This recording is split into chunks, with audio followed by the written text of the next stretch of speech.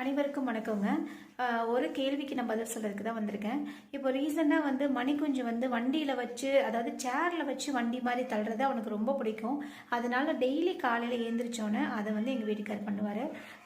நம்ம சேரை வச்சுட்டே வாடா அப்படின்னு கூப்பிட்டோன்னே அவன் வந்துடுவாங்க. ஏன்னா அவனுக்கு அது ரொம்ப பிடிச்ச ஒரு விஷயம். அவங்க வெளியில் போகிறதே கிடையாது, எங்கள் கூட வீட்டுக்குள்ளேயே நாங்கள் வச்சு வளர்க்குறோம். அப்படின்றதுனால அவங்களுடைய சின்ன சின்ன ஆசைகளுக்கு கூட நாங்கள் மிகப்பெரிய ஒரு மதிப்பு கொடுப்போம். அவர் அவ்வளோ அழகாக அந்த குழந்தைங்களை பார்த்துக்குவாருங்க. இதை பார்த்துட்டு இதெல்லாம் ஒரு பொழப்பா அப்படின்னு சொல்லிட்டு ஒரு அக்கா கொஸ்டின் கேட்டிருக்காங்க. கண்டிப்பாக இதுவும் ஒரு நல்ல பொழப்பு தாங்க, ஒரு சந்தோஷமான ஒரு பொழைப்பு தான். எங்களை நாங்கள் சந்தோஷமாக வச்சுக்கிறதுக்காகவும் அவங்களுடைய எல்லா சந்தோஷத்தையும் நிறைவேற்றுறதுக்காக தான் நாங்கள் இந்த மாதிரி கோமாளியாக வாழ்ந்துட்டுருக்குறோங்க. இன்னொரு விஷயம் எங்களுக்கு தான் தெரியும். நாங்கள் ஒரு 18 இயர்ஸ், எங்களுக்கு மேரேஜ் ஆகி 20 இயர்ஸ் ஆச்சுங்க. 18 இயர்ஸ் நாங்கள் எவ்வளோ தனிமையில் இருந்திருக்கோம் அப்படின்றது எங்களுக்கு தான் தெரியும். இந்த 2 வருஷமாக இந்த குழந்தைகள்னால நாங்கள் எவ்வளோ சந்தோஷமாக இருக்கோம் அப்படின்றது எங்களுக்கு தான் தெரியும். இதில் இன்னொரு விஷயத்தையும் நான் உங்களுக்கு பதிவு பண்ண விரும்புகிறேன். எல்லாருக்கானதும் இதுதான்.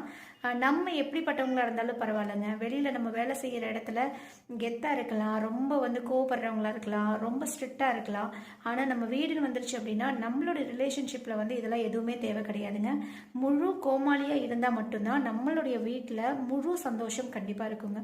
வெளியில் நம்ம எப்படி வேணாலும் இருக்கலாங்க, ஆனால் வீட்டுக்கு வந்துட்டோம் அப்படின்னா வீட்டில் கோமாளியாக தான் இருந்தாகணும். எல்லார் மேலேயும் காட்டக்கூடிய ஒரு அன்பு கோமாளித்தனமான அன்பாக இருந்தால் மட்டும்தான் வாழ்க்கையிலையும் சரி நம்ம வீட்லேயும் மிகப்பெரிய சந்தோஷம் இருக்குங்க. இது எல்லாருக்கும் உண்டான லெசன் தான். இதில் நான் சொன்னது சரியா தவறா அப்படின்றத நீங்கள் கமெண்ட் பாக்ஸில் சொல்லுங்கள். Thank you so much.